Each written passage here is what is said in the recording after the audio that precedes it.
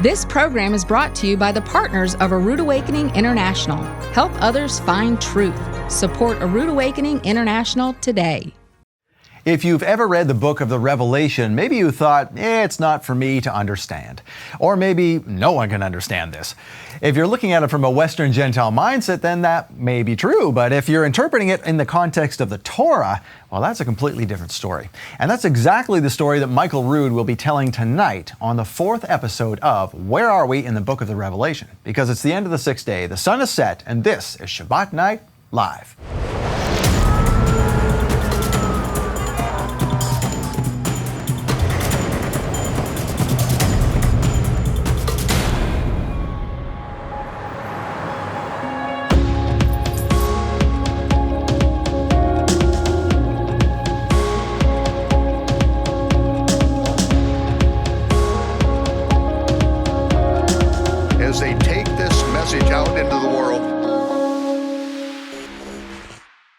Hey, Shabbat Shalom, Torah fans. Welcome to Shabbat Night Live with Michael Rood. Hey, this is it. Gather your friends around because we're getting into the good stuff now on Michael Rood's incredibly popular new series, Where Are We in the Book of the Revelation? This series has opened the eyes of thousands of people around the world regarding what the Book of Revelation really means and who it is intended for.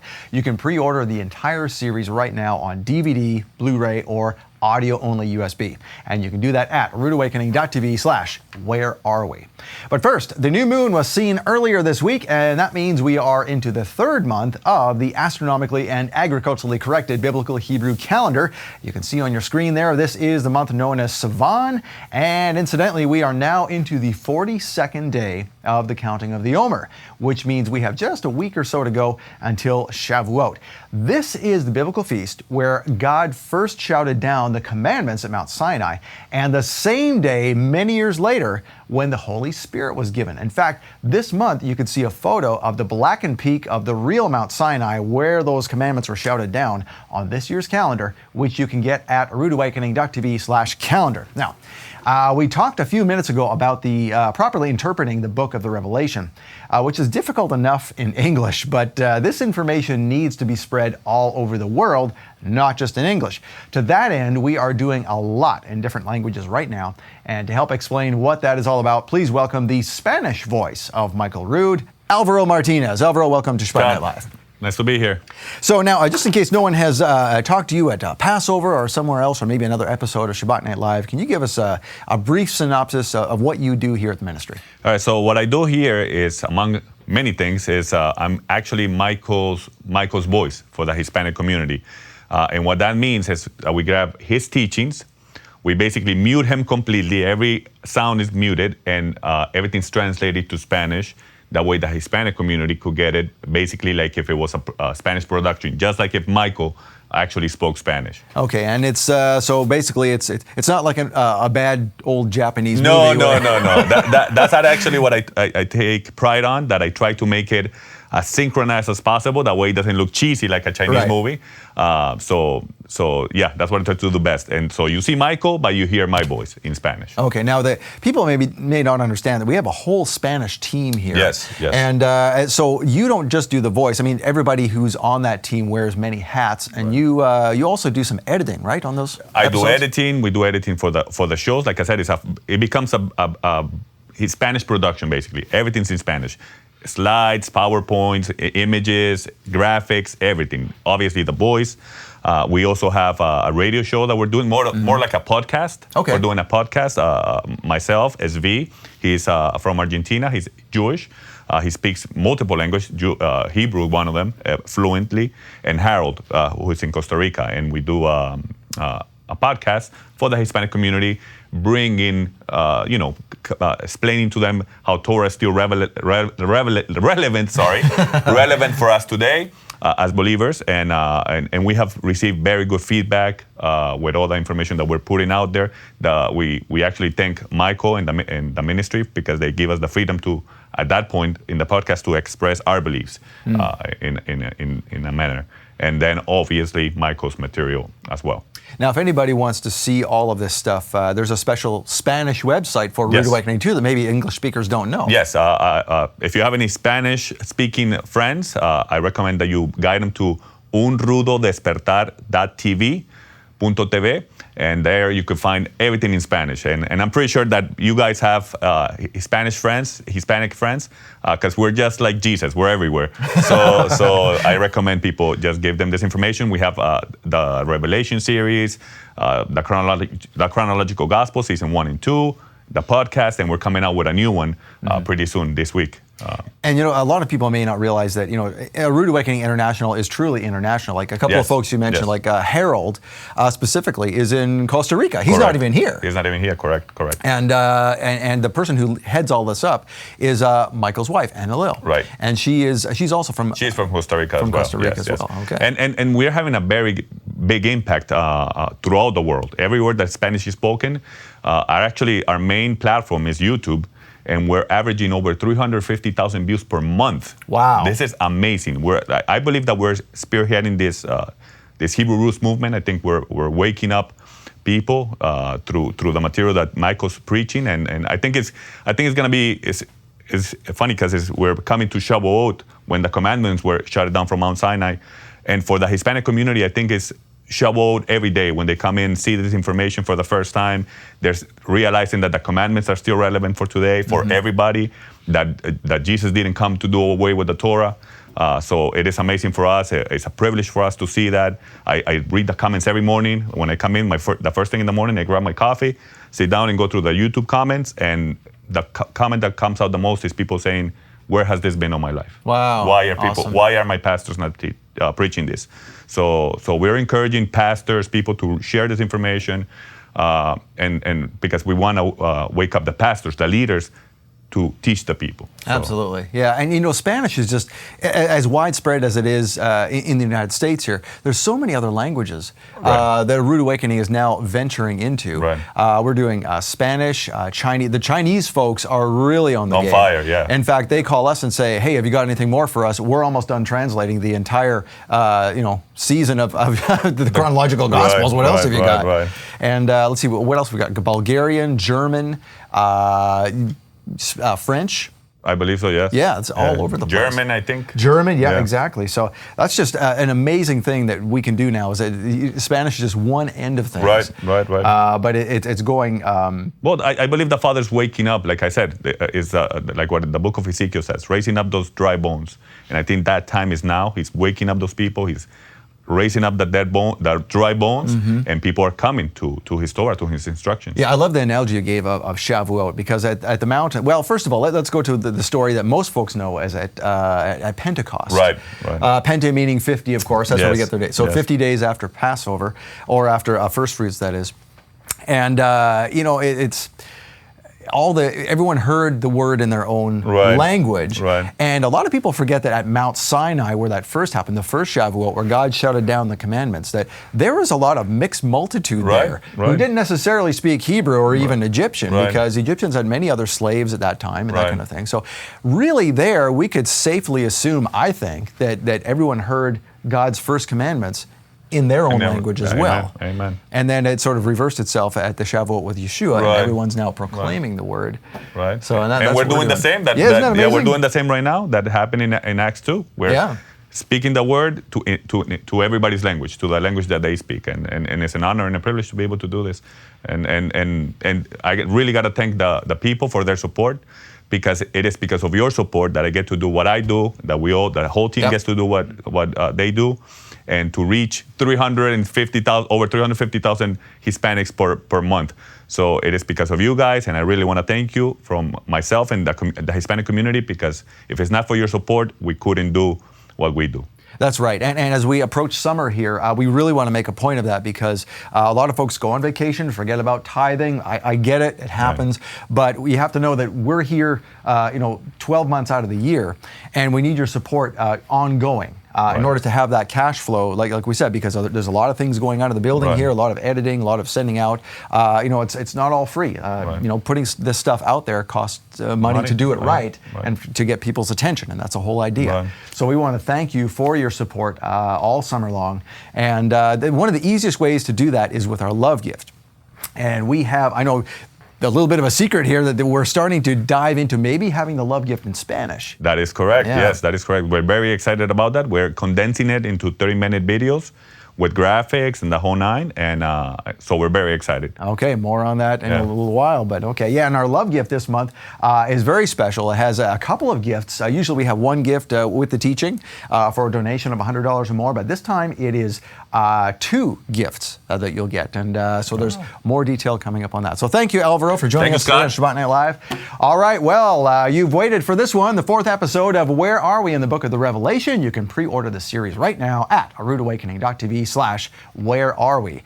Do that, and you will help everything that goes on here at Rood Awakening, including everything going on with Alvaro and the rest of the Spanish team and the English team, for that matter. So thank you for doing that, and like we talked about, we have a new love gift. Here's how you can take part.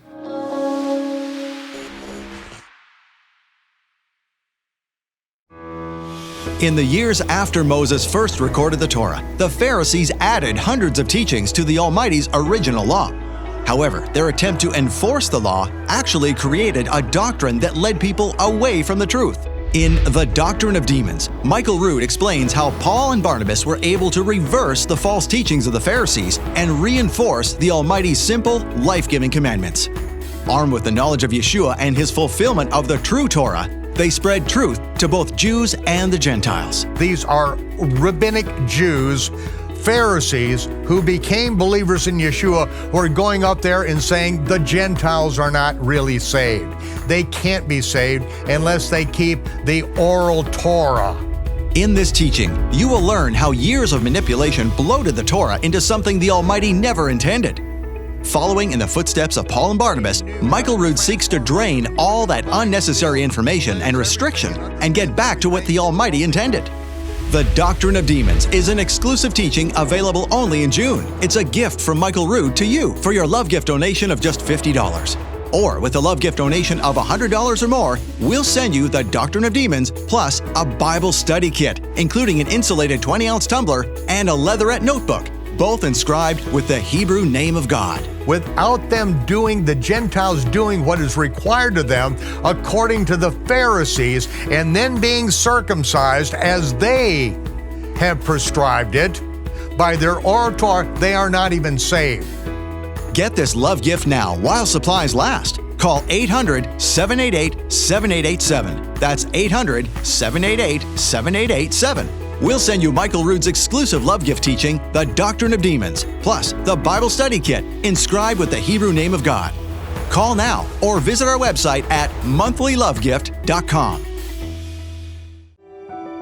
The Chronological Gospels Bible is changing lives all over the world, putting everything the Messiah did in exact chronological order and explaining the behind-the-scenes truth of what the Messiah did, when he did it, and why.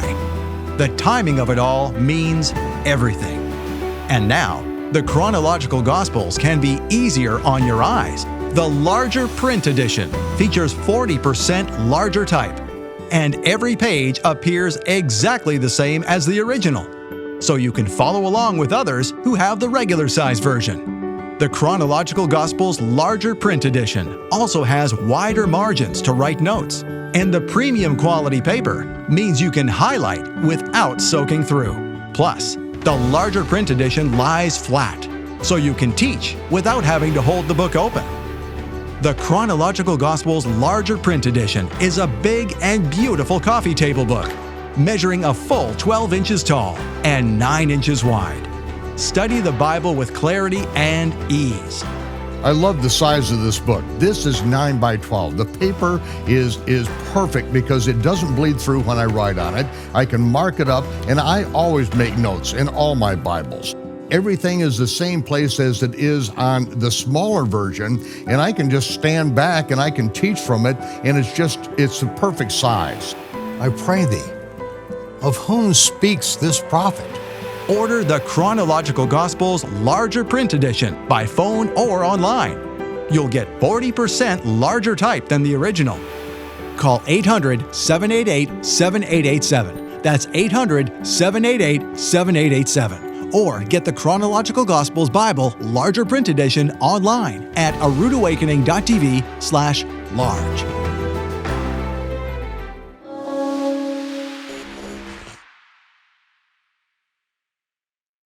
The traditions of modern Judaism remind us of what we did during the temple period. Not what we did, but they remind us of what we did. But the followers of Yeshua also have some other traditions, some other things that are reminders of what has been accomplished for us. They are reminders of what goes back long before the temple period, and it reminds us of what happened the very year that Yeshua was crucified and resurrected. At the Last Supper that Yeshua had with his disciples, the Greek scriptures tell us that he took our tone. He took leavened bread and broke it. Of course, the English, the Greek, and all scriptures tell us that this Last Supper was before the Feast of Passover, and the following morning, the Pharisees refused to go into Pilate's judgment hall because they didn't want to be defiled so that they could eat the Passover. This is not the Passover meal, and every time we serve bread and wine gives us the opportunity, as Yeshua says, as often as you do this in remembrance of me. And so, as Yeshua said, this represents my body, which will be broken for you. This represents my shed blood. And he spoke the prayer that the Melech Tzedek shared with Abraham thousands of years ago. Baruch atah Yehovah Eloheinu melech haolam, borei pri hagafen. Blessed are you, Yehovah our Elohim, King of the universe, creator of the fruit of the vine. And Yeshua took bread, and he blessed the Most High, saying, Baruch atah Yehovah Eloheinu melech haolam, hamotzi lechem min haaretz. Blessed are you, Yehovah, our Elohim, King of the universe, who brings forth bread from the earth. As often as you do this, we do this in remembrance of him. L'chaim.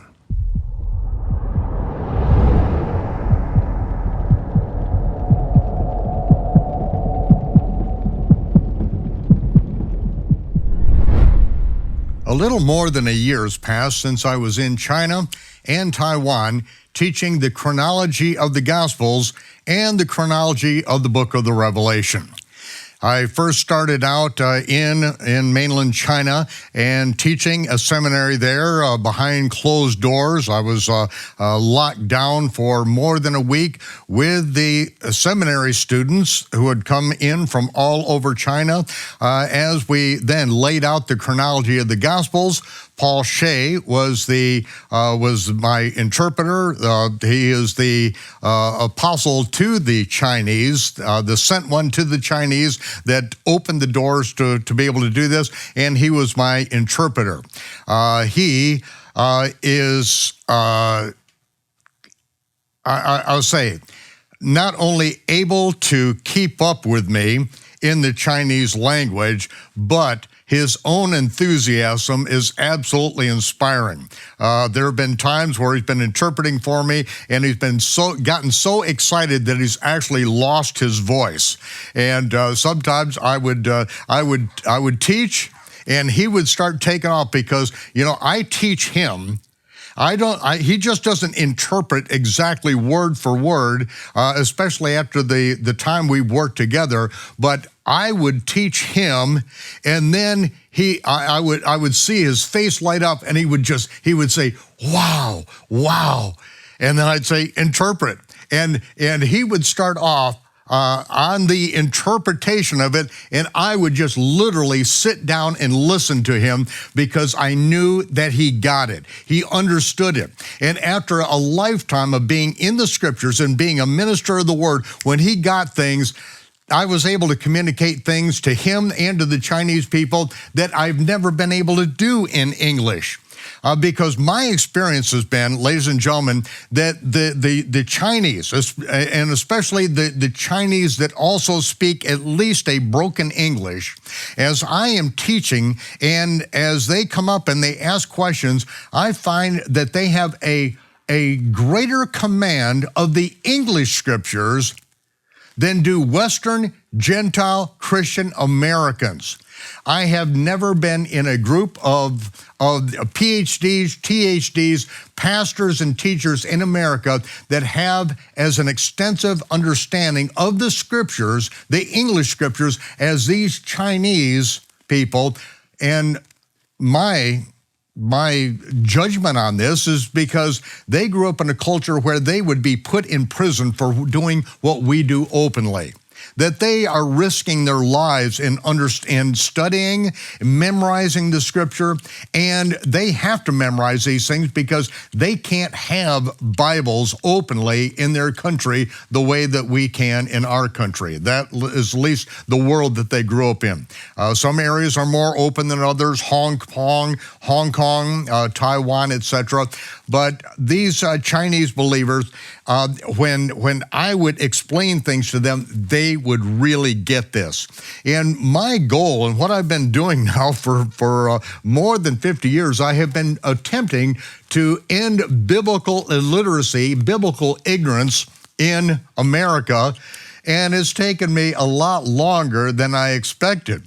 But as we were in China, Taiwan, as we were doing this, so over this week, teaching the Gospels, and then I could take them into the book of Revelation, go through the chronology of the book of Revelation. And this is what I expected to teach at the conference that we did in LA, Los Angeles last year, to the Chinese conference, and that's when Paul Shea called up a month beforehand. Been preparing for 6 months to teach the book of Revelation with a new chart and all, and then he said, no, I want you to teach the Gospels. And so I had to transition. And in this transition, in my prayer, I'm asking Jehovah to give me the transition. Okay, how do I do this? There's so many ways to teach to go from the book of Revelation, which I've been working on and preparing that, and then to go into the Gospels. And so in the course of this, actually on the flight out there, after I had the hook, I had the understanding, I had the way that I was going to be able to turn the corner on this, and it came up by way of a comment of Jordan Peterson in a lecture he gave, in which he said, the Bible is a hyperlinked text. And that is when I saw it. Okay, the book of Revelation is the most hyperlinked text in all of the scriptures.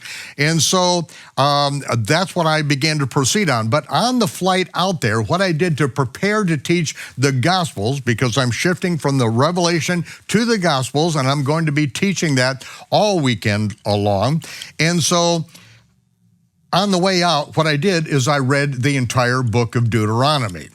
And that's how I prepared to teach the Gospels, to refresh my mind, to get it all in sync. The book of Deuteronomy, which is the retelling of the story, just as Moses said, God made known his acts unto the children of Israel, but he made known his ways unto Moses. Why he did what he did, he made known to Moses, and just before coming into the promised land, that is when Moses reiterated, and that's the book of Deuteronomy, he reiterated to the entire nation what the Almighty had done and why he did it.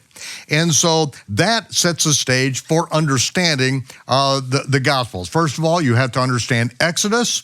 You have to understand what happened at Mount Sinai. And then you have to understand the book of Deuteronomy. And then the Gospels make perfect sense.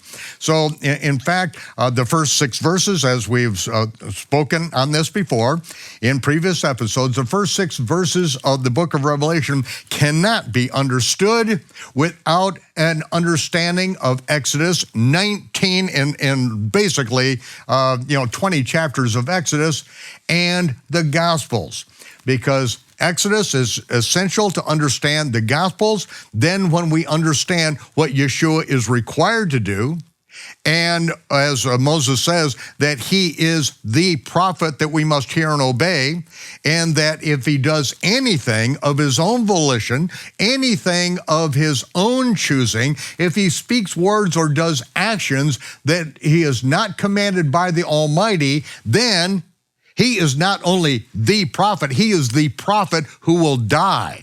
And so we have the essence of what the temptation in the wilderness by Hasatan is all about, because Satan was attempting to get Yeshua to act out of his own self-preservation, out of what Satan says to him in challenging, and if he acts according to the word of Satan, if he responds in any way, then he is not fulfilling what the prophet, who will only do what the Father tells him, who will hear directly from heaven, and he will only do that. And so once we understand the book of Exodus and the book of Deuteronomy and the role of the prophet and what he can and cannot do, what he must do and what he must not do, and then we understand that Yeshua literally fulfills the spring feast of the Lord. First of all, he goes up to each one of the feasts of the Lord. This is absolutely required.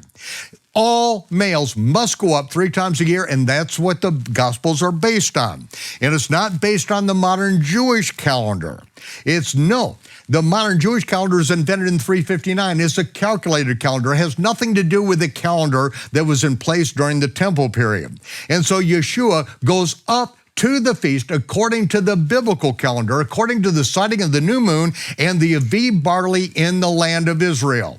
That's why it was so essential and why I spent 38 years working on the calendar and reestablishing the biblical calendar and then putting the Gospels in chronological order. My whole thing was to bring home the gospel record according to the Creator's reckoning of time so that we would have Yeshua's words and actions in order, so we would understand these things. So I had to understand and restore the Creator's calendar. And I publish it every year, that restoration of that calendar, so that people will understand the Gospels. That's what it's all about, to understand the words of the prophet that we must hear and obey. Most people don't hear and obey Yeshua. They just tell sweet baby Jesus stories, but that's not what I'm into, people. I don't care if I offend you. Yeshua offended everyone. Don't think that I came to bring peace. I came to bring a sword just like Yeshua. It's the sword of Yeshua where it separates truth from error, truth from tradition. And when it comes to now, as we're dealing with the book of the Revelation, it is paramount to understand not just the order of events, but what this series is all about, to understand where are we in the order of events of the book of Revelation. And this is where the Christian church has gone off the rails. A little over a year ago, I made a trip to Israel. And the trip to Israel this time, it was a year after I actually moved from my home in the Galilee, and I went back. And as I always do, I check into Christ Church, the oldest Christian church in the entire Middle East. This was established by the Anglican, the English church, who, after the King James Version was translated, then they actually could read the Bible in their own language. And the English church, the Church of England, that's when the members of the Church of England, as they began reading the scripture, they're the ones that then demanded that there was an addition or an amendment made to the King James Version of the Bible. Because they said, we want to know when you have added words to the text, when you've added phrases to the text that are not in the original Greek or Hebrew. And so that's when they came up with the protocol of adding any words and phrases that were added by the translators in order to clarify things, then they demanded that they put them in italics. That's why you have italicized words in your King James Version. They don't appear in other versions of the Bible. They don't tell you when they're adding things to the Bible. The NIV, you know, when Yeshua set his face to, the time was come for Yeshua to ascend into heaven. Yeshua set his face to go to Jerusalem. It says Luke 9:51. You know, the words into heaven are not in any text at all.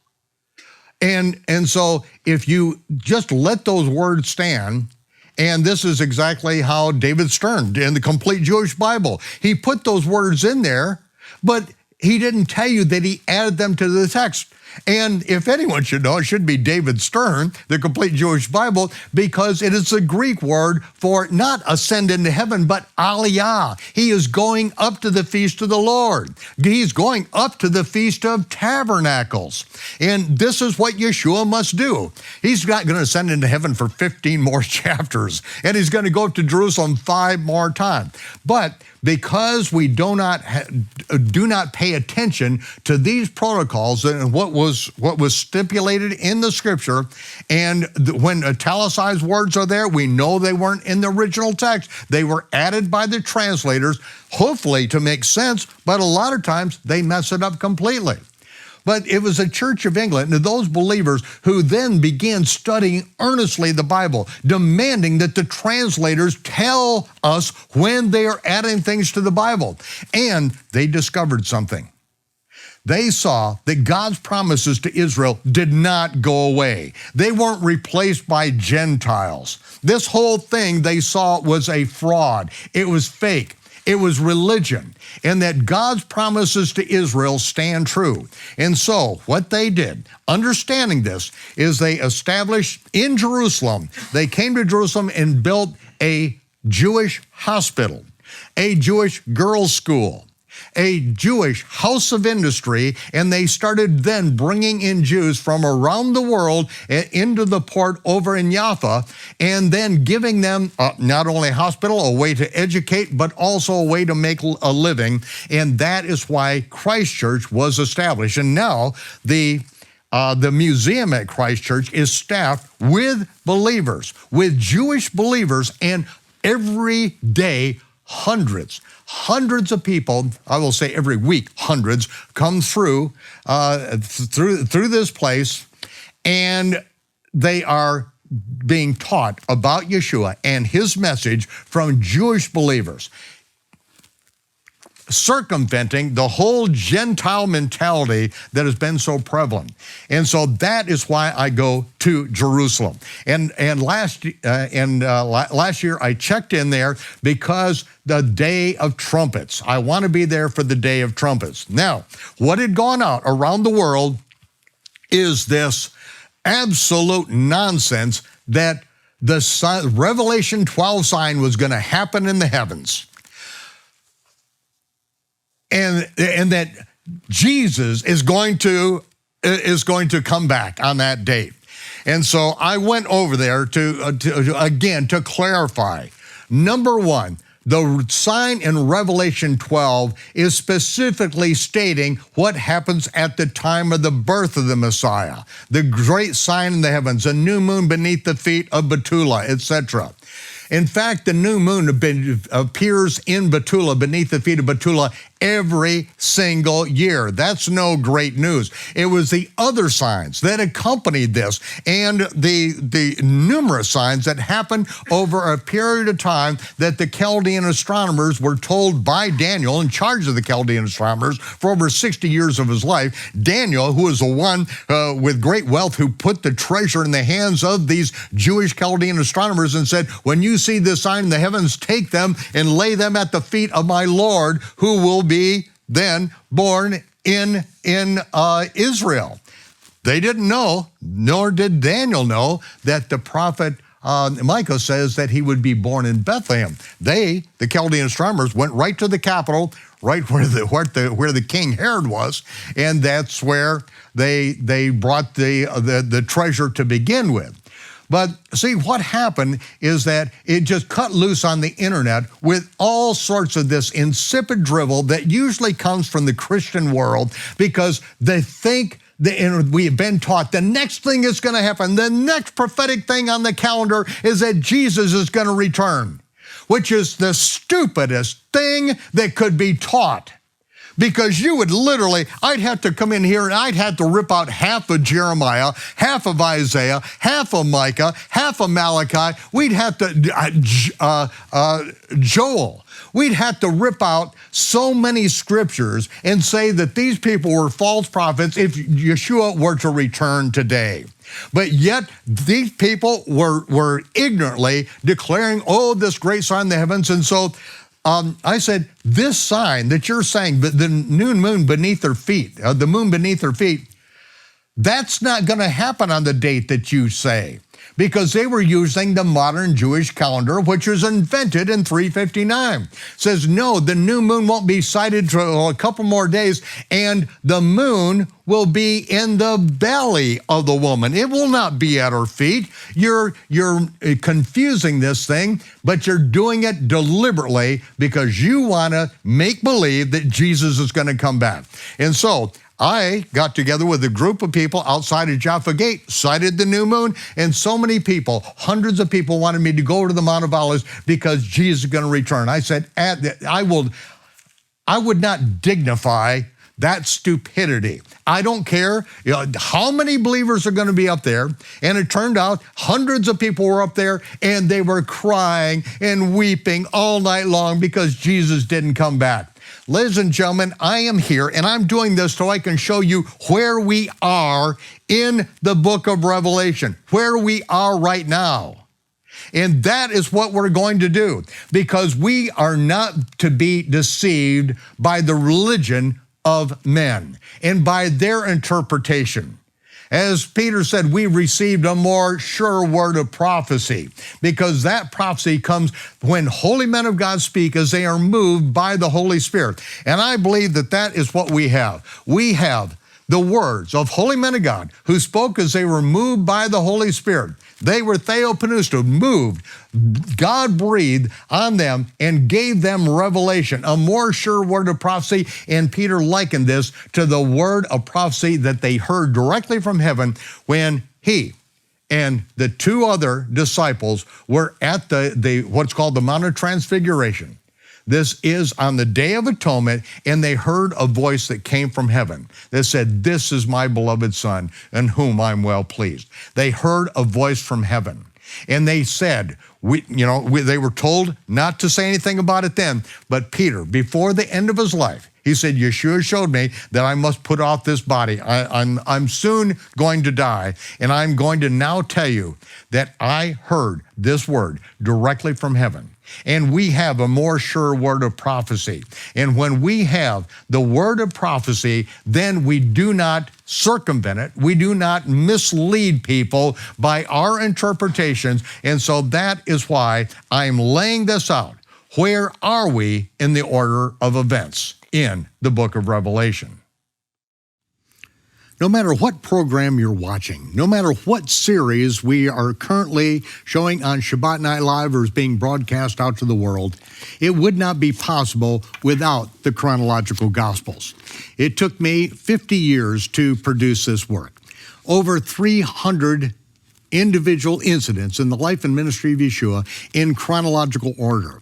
Why did I do this? Why it was so important to me is because Moses said that there would be another prophet coming in the future, a prophet that we must shema, we must hear and obey. But those words, that prophecy didn't come from Moses. It came directly from the Almighty, that he would send another prophet in the future that we must hear and obey. Peter, on the day of Pentecost, actually quoting that prophecy of Moses, said, "Those who do not hear and obey him will be destroyed."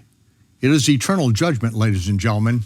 The chronological Gospels is the foundation of everything that we do, because Yeshua is the foundation. He is the living word, and if we don't understand Yeshua's words, then we will not understand. We put this out to the world, and we bring these programs to you because you have supported this ministry. We need you to continue to support this ministry, and right now we're going to give you 2 minutes, and that's all. Okay, that's all the interruption that we're going to have. And this is a time that we need you to call in, we need you to write in, we need you to click the little dot that says, I'm going to donate, and donate now. Thank you for standing with us.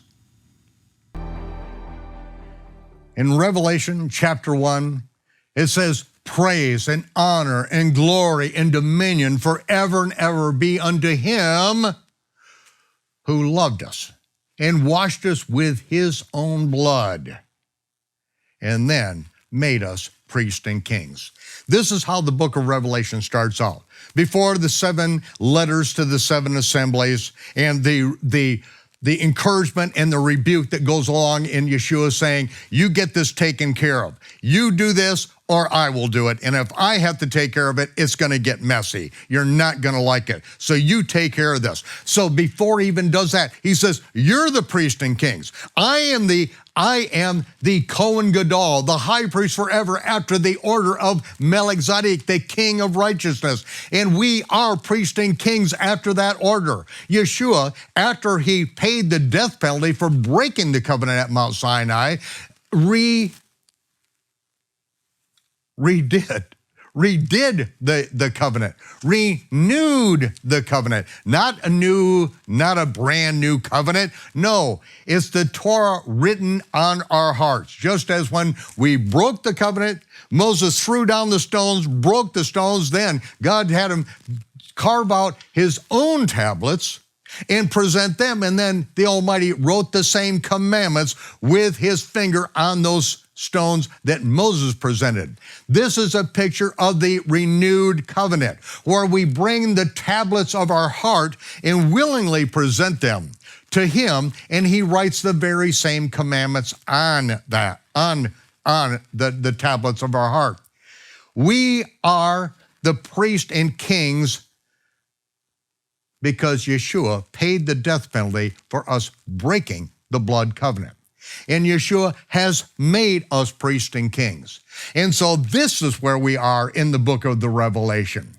Before the letters to the 7 assemblies, before Yeshua strips off the 7 seals, before the 7 trumpets are sounded, before the 6 trumpets are sounded, and then before the 7 thunders, and then before the last trumpet, when the trumpet sounds, the dead are raised and rewarded, his servants, small and great, are raised and rewarded, and he will now destroy those destroyers of the earth, and the 7 bowls of the wrath of the Almighty are poured out upon the earth. Ladies and gentlemen, we're nowhere near that. Where we are right now is that we either do our job as priests and kings, or the brimstone is going to hit the fan. We have got to do our job, what Yeshua sent us here to do, to be salt and light in this world.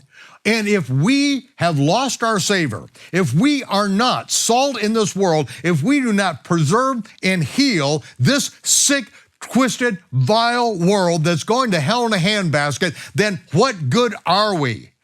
What good are we? We are to be thrown out and to be trodden under the foot of men. That's exactly what Yeshua said. If the salt is no longer doing its job, if it no longer is salt to the world, if we're no longer providing a light, if we're not salt, then just cast it out and let people walk all over you. And the book of the Revelation is definitely Satan walking all over his people, but there's still those who keep the commandments of God and have the testimony of Yeshua Messiah. Those who think they have the testimony of Yeshua and don't keep the commandments, they are not even an issue. They're not in the ballpark. They are not operating as priests and kings. They're not doing what they're supposed to do. Well, I want to encourage you. I want to take you into this right now. And as we begun, last time we were together, we went into Jeremiah's life, his ministry. And after 5 years of him calling the people out, tearing down, rooting out, destroying, and ripping the entire culture apart, calling out the priest as frauds, calling out the prophets as frauds, calling out the princes of Israel as liars, deceivers, and frauds who are just feathering their own necks. But what happened with Jeremiah is that a king, Yoshia, he will save is the meaning of Yoshia. King Yoshia, listen to him.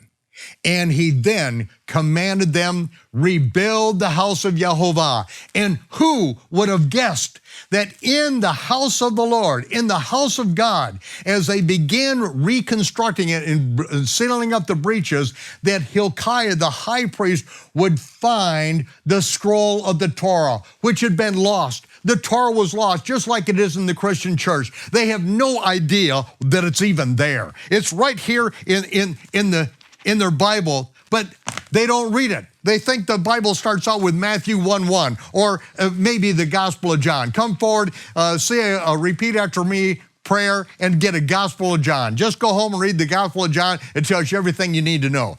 That is pure idiocy. That is stupidity beyond believability.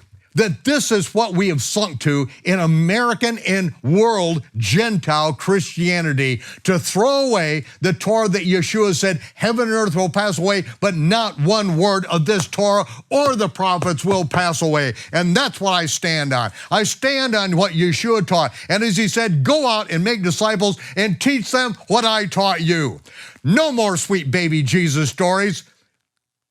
No, ladies and gentlemen, the world's going to hell in a handbasket, and if we don't do our job as priests and kings, then the things that must come to pass in the book of Revelation, with all hell breaking loose, it will come upon us, and there is no relief. But what happened? In the days of Jeremiah, a priest who was called as a prophet begins speaking, and the king listens to him. And so he says, okay, we're going to get this thing together, rebuild the temple. And what do? Hilkiah finds the scroll of the Torah. And he gives it to Shaphan, the scribe. And he says, I found this scroll in the house of Jehovah. And Hilkiah gave the scroll to Shaphan, and then he read it to the king. And he said that Hilkiah found this book. It was delivered to me. We had no idea that this was even relevant, that it was even here. And when the king heard the scribe read the words out of the book, the scroll of the Torah, that he rent his clothes. And he commanded, go inquire of Jehovah for me. And it's like, how are they going to find something? The priests don't even know that the Torah is there. How clueless are these people? But then they found one person. It was Huldah, the wife of Shallum, who is Jeremiah's aunt, and she is a prophetess. And so she then has a word from Jehovah to to Yoshia. And her word to Yoshia from Huldah, the aunt of Jeremiah, is, thus saith Jehovah, the God of Israel, tell the man that sent you to me, thus saith Jehovah, behold, I will bring all this evil upon this place and upon the inhabitants thereof, even all the words of the scroll which the king of Judah has read, because they have forsaken me. They burn incense to other gods, and they do this so that they might provoke me to anger with the works of their hands. Therefore, my wrath is going to be kindled against this place, and it will not be quenched. But to the king of Judah, you tell him this, thus saith Jehovah, God of Israel, touching these words which you've heard, because your heart was tender, and because you have humbled yourself before Jehovah, when you heard what I spake against this place and against the inhabitants thereof, that they should become a desolation, they should become a curse. Because you've rent your garments and wept before me, I have heard you. Behold, I will gather you to your fathers, and you shall be gathered into your grave in peace. Your eyes will not see all this evil. And so because of that, judgment was delayed for another 40 years. And so it says, the king then sent the word and gathered all the elders of Judah and of Jerusalem, And the king went up to the house of Jehovah, and all the men of Judah, and all the inhabitants of Jerusalem with him, and the priest who had been railed against for 5 years by Jeremiah, and the prophets who Jeremiah said, you're all false prophets, and the people who just loved being lied to and saying, peace, peace, when God says there will be no peace, both small and great. And he read in their ears all the words of the scroll of the covenant, which is found in the house of Jehovah. And the king stood by a pillar and made a covenant before Jehovah to walk after him, to follow him, and to keep his commandments and his testimonies and his statutes with all their heart. So he's standing by this pillar and making this proclamation, and everyone stood to perform these things, and to perform them with all their heart and all their soul, all the words of the covenant that were written in the Torah. And the people stood to the covenant. They stood there as he read it. And then the king commanded Hilkiah, the high priest, and the priest of the second order, and the keepers of the door, to bring forth out of the temple of the Jehovah all the vessels that were made for Baal, which means the Lord. That's all Baal means. It just means the Lord, because it's a nondescript. It's just the Lord. No, it's not Jehovah. It is Baal, just like in Elijah's day. And the vessels that they made for all of the host of heaven. And Yoshia, he burned them outside of Jerusalem in the fields of Kidron, down in the valley, in the fields of the Kidron, and he carried the ashes all the way up to Bethel, because he didn't know it. He didn't even know it, but this is what was prophesied 100 years before, more than 100 years before, that there would be a king of Judah by the name of Yoshia, and he would burn the bones and the ashes of all these pagan things on the altar that Jeroboam set up at Bethel, along with this golden calf up there.